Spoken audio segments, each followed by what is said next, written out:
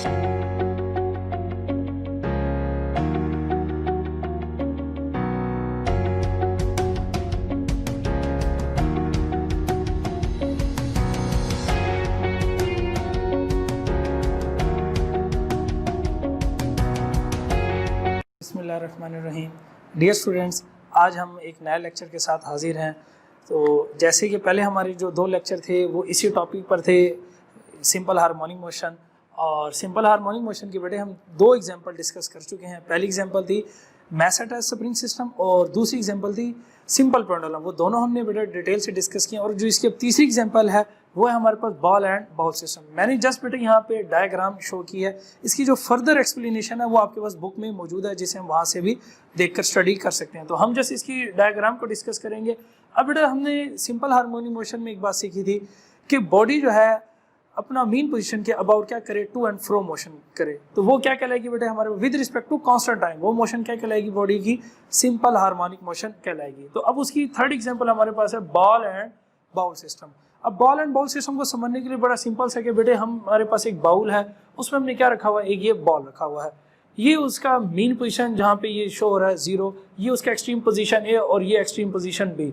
Let's see, हमने इसको mean position से फोर्स अप लगा के हम कहाँ ले गए, एक्सट्रीम पोजीशन ए पर ले गया। एक्सट्रीम पोजीशन ए पर हम जैसे इसको रिलीज करेंगे तो ball due to its weight कहाँ मूव करेगा, डाउनवर्ड, यानी अपनी मीन पोजीशन की तरफ मूव करेगा। अब ये मीन पोजीशन पर स्टॉप नहीं होगा ड्यू टू इनर्शिया। इनर्शिया की वजह से बेटा कहाँ मूव कर जाएगा, ये एक्सट्रीम पोजीशन बी पर। अच्छा, एक्सट्रीम पोजीशन बी पर बेटा इस बॉल का वेट जो है वो जाके ऐसा क्या वर्क करेगा, रीस्टोरिंग फोर्स का काम करेगा। वो ड्यू टू रीस्टोरिंग फोर्स क्या है, वो ही इस बॉल का वेट है। जो इस बॉल का वेट है हम उसको रीस्टोरिंग फोर्स भी कह सकते हैं।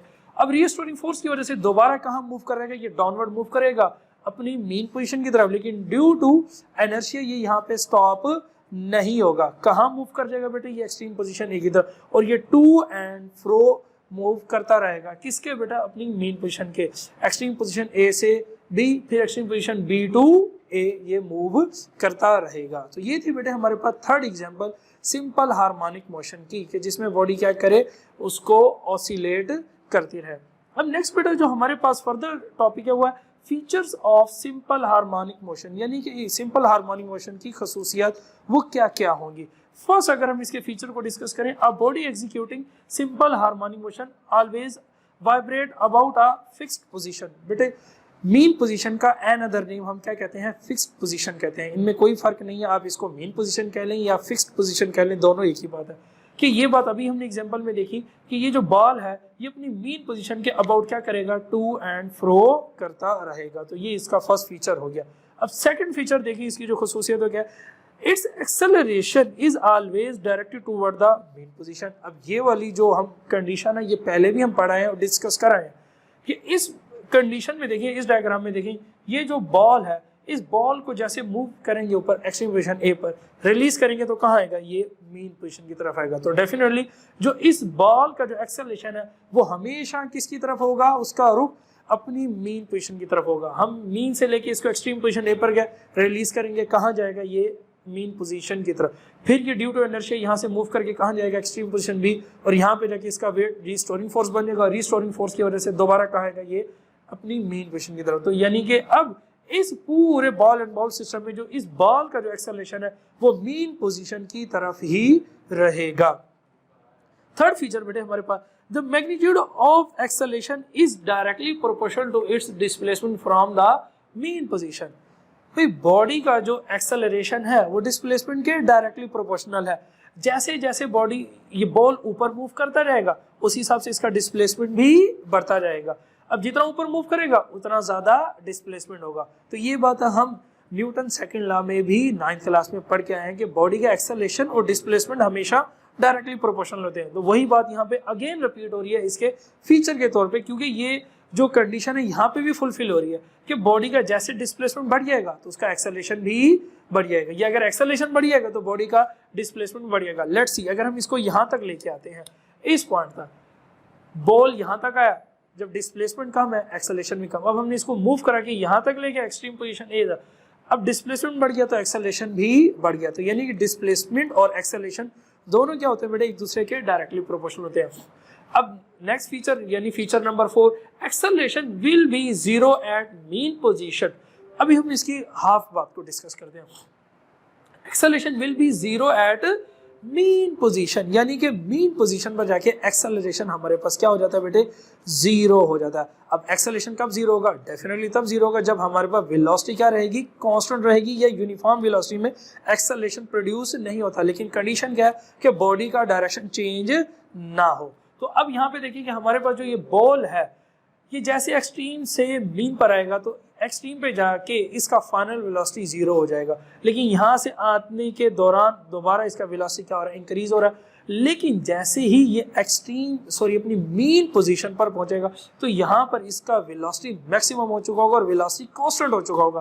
तभी हमारे पास इसका एक्सेलरेशन क्या रहेगा, यहाँ पे जीरो हो जाएगा। The acceleration will be zero at mean position, यानी इस पॉइंट से लेके इस पॉइंट तक हमारे पास इस बॉल का जो एक्सेलरेशन है या वेलोसिटी है वो क्या रहेगा, कांस्टेंट रहेगा। जब वेलोसिटी कांस्टेंट होगा तो इसका एक्सेलरेशन क्या हो जाएगा, मीन पर जीरो हो जाएगा। नेक्स्ट देखें, will be maximum at the extreme position. अब ये बॉल जैसे ही अपनी एक्सट्रीम पोजीशन पर पहुंचेगा तो इसका एक्सेलरेशन क्या हो जाएगा, मैक्सिमम हो जाएगा। ये बात बिल्कुल सिंपल सी है। क्यों, क्योंकि बेटे जैसे हम देख रहे हैं कि मीन से एक्सट्रीम पे जा रहा है, ये सारा का सारा क्या, चेंज इन वेलोसिटी है। जब चेंज इन वेलोसिटी होगा तो डेफिनेटली एक्सेलरेशन भी प्रोड्यूस होगा। एक्सेलरेशन क्या डिफाइन करते हैं, चेंज इन वेलोसिटी। तो मीन से एक्सट्रीम पर जाने के लिए ये बॉल ये सारा डिस्प्लेसमेंट क्या कर रहा है, चेंज कर रहा है, वेलोसिटी प्रोड्यूस हो रहा है, और ये डिस्प्लेसमेंट के साथ साथ वेलोसिटी भी चेंज हो रहा है। क्योंकि जैसे ही अपर पॉइंट पे जाते जाते एक लम्हे के लिए यहाँ पे बॉल क्या हो जाएगा, स्टॉप हो जाएगा। स्टॉप होने का मतलब यह है कि हम जैसे बॉल को ऊपर लेके जा रहे हैं, बॉल का टाइम के लिहाज से वेलोसिटी कम हो रहा है। इट मीन्स कि वेलोसिटी चेंज हो रहा है। जब वेलोसिटी चेंज हो रहा है तो डेफिनेटली हमारे पास एक्सट्रीम पोजीशन पे एक्सेलरेशन क्या हो जाएगा, मैक्सिमम हो जाएगा। अब नेक्स्ट हमारे पास फीचर है इसका, its velocity is maximum at mean position. अब अभी हम हाफ बात को डिस्कस कर लेते हैं कि ये था इसकी मीन पोजीशन। मीन पोजीशन पे इसकी जो वेलोसिटी है वो क्या रहेगी, हमारे पास मैक्सिमम रहेगी। क्यों, क्योंकि इस पॉइंट से इस पॉइंट तक यहाँ पे आके ये बॉल स्टॉप नहीं होगा। जब बॉल स्टॉप नहीं होगा तो उसका वेलोसिटी क्या होगा, मैक्सिमम होगा। लेकिन अगर हम यहाँ से देखिए मीन टू एक्सट्रीम पर, मीन से एक्सट्रीम पे जाते हुए एक लम्हे के लिए बॉल यहाँ पे जाके क्या हो जाएगा, स्टॉप हो जाएगा। यानी कि बॉल का फाइनल वेलोसिटी जीरो हो जाएगा। तभी हमने क्या लिखा है, maximum at the mean position and zero at the extreme position. Velocity zero होने का मतलब ये है कि एक्सट्रीम पोजीशन में बॉडी का फाइनल वेलोसिटी जीरो हो रहा है, जबकि चेंज इन वेलोसिटी जरूर हो रहा है। मीन से एक्सट्रीम पर जब हम जा रहे हैं तो बॉल का वेलोसिटी चेंज हो रहा है, तभी हमारे पास एक्सट्रीम पे जाके एक्सेलरेशन प्रोड्यूस हो रहा है। लेकिन एक लम्हे के लिए यहाँ पे जाके बॉल क्या हो रहा है, स्टॉप हो रहा है। इट मीन्स कि उसका फाइनल वेलोसिटी जीरो हो रहा है। तो ये उसकी वही फाइनल वेलोसिटी की बात है कि यहाँ पे उसका वेलोसिटी क्या हो जाएगा, जीरो हो जाएगा। अच्छा, अब नेक्स्ट हमारे पास फर्दर क्या है, डेफिनेशंस हैं, यानी कि जो इस पूरे टॉपिक को समझने के लिए वाइब्रेशन किसे कहते हैं, one complete round trip of vibrating body about it's main position. यानी कि कोई एक बॉडी अपनी मेन पोजीशन के अक्रॉस अपना एक राउंड कंप्लीट करे। Simple is that. ये एग्जांपल हमारे सामने बनी हुई है बॉल एंड बॉल की। ये बॉल है, ये बाउल है। ये जो बॉल है, अगर एक्सट्रीम से एक्सट्रीम पोजीशन बी और बी से अगेन ए, इसने क्या किया, एक कंप्लीट राउंड लिया है। इस कंप्लीट राउंड को क्या कहते हैं बेटे, हम वाइब्रेशन कहते हैं। यानी कि ये अपनी एक्सट्रीम पोजीशन ए से एक्सट्रीम पोजीशन बी और एक्सट्रीम पोजीशन बी से एक्सट्रीम पोजीशन ए पर जैसे आएगा तो ये इसका क्या हो जाएगा, कंप्लीट वन वाइब्रेशन कहलाएगी। अब टाइम पीरियड क्या चीज है, यानी कि ये वाला जो बॉल है अपना एक वाइब्रेशन या अपना एक चक्कर मुकम्मल करने में जितना टाइम कंज्यूम करेगा वो उसका क्या कहलाएगा, टाइम पीरियड कहलाएगा। फॉर एग्जांपल, अगर ये 2 सेकंड में अपना एक चक्कर मुकम्मल करता है, यानी extreme position A to B, B to A, तो जितना टाइम कंज्यूम करेगा वो इसका क्या कहलाएगा, टाइम पीरियड कहलाएगा। फर्दर हमारे पास फ्रीक्वेंसी है। फ्रीक्वेंसी किसे कहते हैं, the number of vibration of a vibrating body in 1 second. यानी कि 1 सेकंड में जितनी वाइब्रेशन कंप्लीट हो, यानी कि यहां से लेके यहां तक बी से ए तक, ये था 1 वाइब्रेशन। अच्छा, एक राउंड को कंप्लीट करने में जितना टाइम लगेगा वो उसका टाइम पीरियड कहलाएगा। और 1 सेकंड में ये जितने राउंड कंप्लीट करेगा वो उसकी क्या कहलाएगी, फ्रीक्वेंसी कहलाएगी। इसलिए तो हमने क्या डिफाइन किया, द नंबर ऑफ वाइब्रेशन और साइकिल इन 1 सेकंड, यानी कि 1 सेकंड में ये बॉल ये जितने चक्कर मुकम्मल करेगी ये इसकी क्या कहलाएगी, इस बॉल की फ्रीक्वेंसी कहलाएगी। और फ्रीक्वेंसी हमेशा टाइम पीरियड के रेसिप्रोकल होती है। नेक्स्ट एम्पलीट्यूड किसे कहते हैं, the maximum displacement of vibrating body on either side from its mean position, यानी कि बॉडी का अपनी मीन पोजीशन से, ये इसकी क्या है हमारे पास बेटे मीन पोजीशन, और ये इसकी क्या है एक्सट्रीम पोजीशन, और ये भी इसकी क्या है एक्सट्रीम पोजीशन, यानी कि मीन पोजीशन से एक्सट्रीम पोजीशन के दरमियान का फासला एम्पलीट्यूड कहलाता है।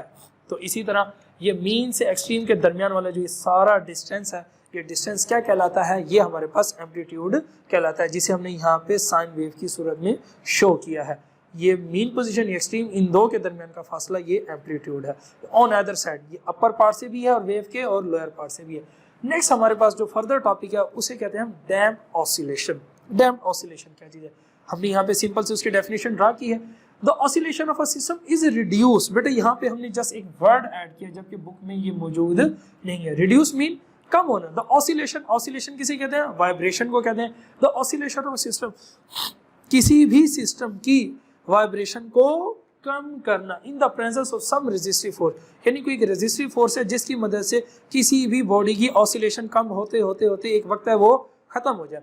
फॉर एग्जाम्पल हमारे हाथ में एक टेनिस का बॉल है, मैं उसको अगर इस प्लेस से उसको हिट करूं, लीव करूं, वो टकराने के बाद स्ट्राइक होने के बाद क्या यहाँ तक आएगा, नो। फर्स्ट टाइम स्ट्राइक करेगा यहाँ होगा, सेकंड टाइम स्ट्राइक करेगा यहाँ पे होगा, थर्ड टाइम स्ट्राइक करेगा यहाँ पे होगा।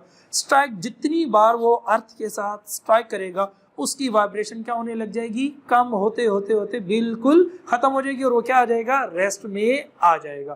तो ये वही चीज है डैम्प्ड ऑसिलेशन, यानी किसी भी बॉडी की ऑसिलेशन यानी वाइब्रेशन को खत्म करना या वो खुद ब खुद खत्म हो जाए in the presence of some resistive force, उसे हम कहते हैं डैम्प्ड ऑसिलेशन। अब डैम्प्ड ऑसिलेशन की जो बेटा हमारे पास एक डायग्राम है हमने यहाँ पे शो की हुई है, ये सिंपल से हमारे पास क्या है, साइन वेव है। ये डिक्रीजिंग एम्पलीट्यूड है विद रिस्पेक्ट टू टाइम। अब ये देखिए यहाँ से स्टार्ट हो रहा है इसका साइन वेव, फर्स्ट टाइम में ये ज्यादा है, टाइम के लिहाज से वाइब्रेशन क्या होती जा रही है, कम होते होते होते होते एक टाइम आएगा बिल्कुल ये जीरो होके खत्म हो जाएगी। और डैम्प्ड ऑसिलेशन की हमारे पास जो सबसे बेहतरीन एग्जांपल है शॉक एब्जॉर्बर इन ऑटोमोबाइल, यानी गाड़ियों के मोटरसाइकिलों के जो शॉक एब्जॉर्बर हैं, ये डैम्प्ड ऑसिलेशन की सबसे बेस्ट एग्जांपल है।